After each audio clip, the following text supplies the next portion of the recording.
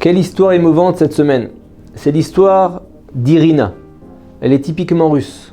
En 1953, ses grands-parents quittent la Pologne pour la région de Kuban dans le sud de la Russie. Ils sont de fervents communistes et ils élèvent donc la mère d'Irina dans cette doctrine pour qu'elle reste bien fidèle au communisme.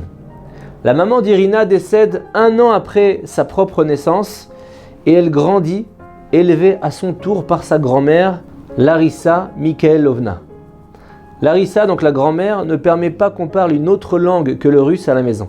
Elle est d'ailleurs le meilleur professeur de russe de la ville. Jamais elle n'évoque le passé. On sait seulement qu'elle est originaire de Pologne.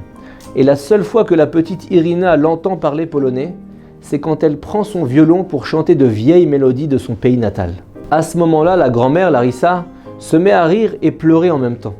Son regard s'évade comme si elle était transportée loin dans la Pologne de son enfance. Des larmes coulent le long de ses joues. Et à chaque fois, Irina lui demande « Mamie, babouchka, pourquoi tu pleures ?» Et Larissa revient à elle, sourit et embrasse sa petite fille comme seule une babouchka peut le faire une grand-mère. L'anniversaire d'Irina tombe mi-décembre. Et Larissa, la grand-mère, le fête toujours en sortant son violon et en chantant toujours ce même air polonais.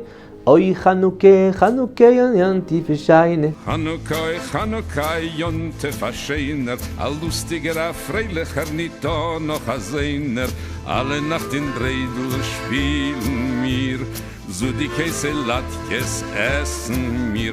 Irina ne comprend aucun de ces mots polonais, mais quand sa grand-mère chante cet air tout en jouant du violon, elle regarde intensément sa petite fille.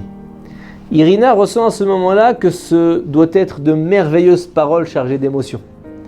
Et un soir de décembre 2001, quelque chose s'est produit qui a changé le cours de leur vie. Larissa, la grand-mère, a déjà 78 ans, mais ce soir-là, quand elle rentre des courses, elle en paraît 20 ans de moins. Irina se souviendra toujours de ce visage émerveillé, plein de satisfaction que lui affiche Larissa en lui montrant ses sacs de courses pleins à craquer. Il y avait à peu près 10-12 kg de farine, d'huile, de conserve, de légumes, de fruits, de friandises qu'Irina n'avait même jamais vu dans les magasins. Irina est choquée. Elle sait qu'avec sa pension, sa grand-mère n'aurait pas pu faire de tels achats en une fois. Et Larissa, la grand-mère, aperçoit le regard curieux de sa petite fille et lui dit « Irina, mon enfant, nous sommes juifs. Ton véritable prénom est Sheina. Et j'avais demandé à ta mère de te donner ce prénom en mémoire de ma mère, Sheina, qui a été massacrée avec toute ma famille à Auschwitz en 1944. Moi, je ne m'appelle pas Larissa, mais en fait, je m'appelle Léa. Je ne suis pas polonaise, je suis juive. Tu vois ce numéro tatoué sur mon bras ? Ce n'est pas un numéro de téléphone.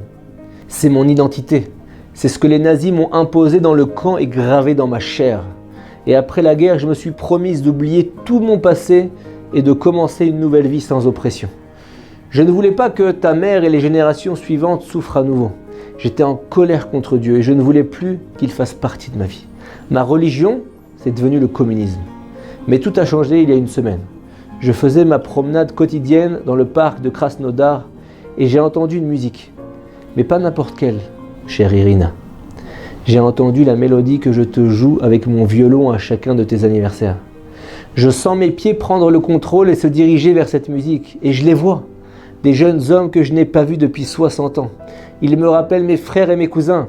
Ils dansent au son de la musique qui sortent de leur voiture et ils arrêtent les gens dans la rue, leur posent des questions et leur distribuent quelque chose. L'un d'entre eux s'est dirigé vers moi et me demande « Izvinit vi yevrei » c'est en russe, excusez-moi. Et ça veut dire « Excusez-moi, mais vous êtes juive ?» Et là, je ne peux pas répondre. Je ne peux plus parler. Les larmes coulent le long de mes joues et je n'arrive qu'à hocher la tête pour répondre « Oui ». Et un des jeunes me donne une boîte de bougies avec un petit chandelier en métal. Et elle montre ça à sa petite fille, elle lui dit « Regarde Irina, le voilà, ça s'appelle une menorah. » Il m'a aussi donné une toupie et un prospectus avec les instructions pour allumer les bougies et leurs coordonnées pour les contacter. Et ça m'a pris plusieurs jours avant d'oser les contacter.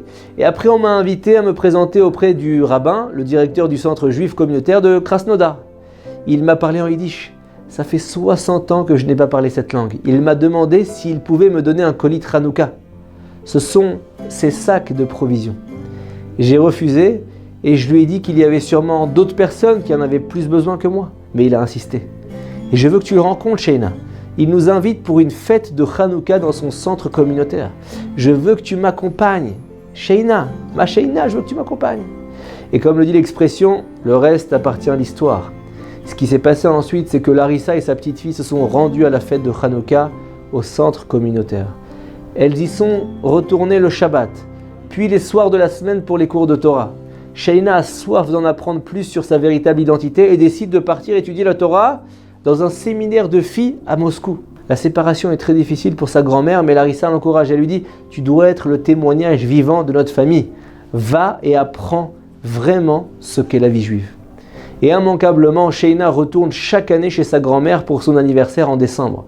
À chaque fois, elle prend son violon et elle chante ce chant si spécial. Mais depuis ce fameux Hanouka, Sheina sait que ce ne sont pas des mots polonais. Elle sait que ces mots signifient « Oi Hanouka, Yantif Shaine ».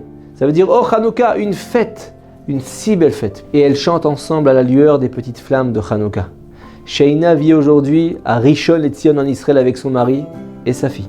Chaque année vers la mi-décembre, elle raconte l'histoire de la fiole d'huile de sa mamie. L'histoire de cette étincelle que chaque juif a en lui, qui peut rester caché pendant 60 ans, souffrir d'oppression, mais qui ressort pure et peut être transmise aux générations futures. Shabbat Shalom. Torah Box, c'est la diffusion chaque jour de cours de Torah variés et innovants, adaptés à chacun. Grâce à une équipe investie et désireuse de diffuser la Torah à son peuple, des cours sont enregistrés chaque jour en studio, puis montés et diffusés. Avec des rabbinim de haut niveau, sur tous les sujets de la vie juive, paracha, pensée juive, halakha, couple, éducation, émouna, histoire juive.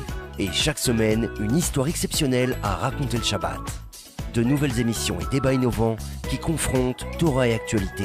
Des concepts de vidéos qui expliquent la halakha de manière ludique, divertissante et accessible. Et des programmes de Torah pour nos enfants. Torah Box, c'est du judaïsme sur mesure pour vous.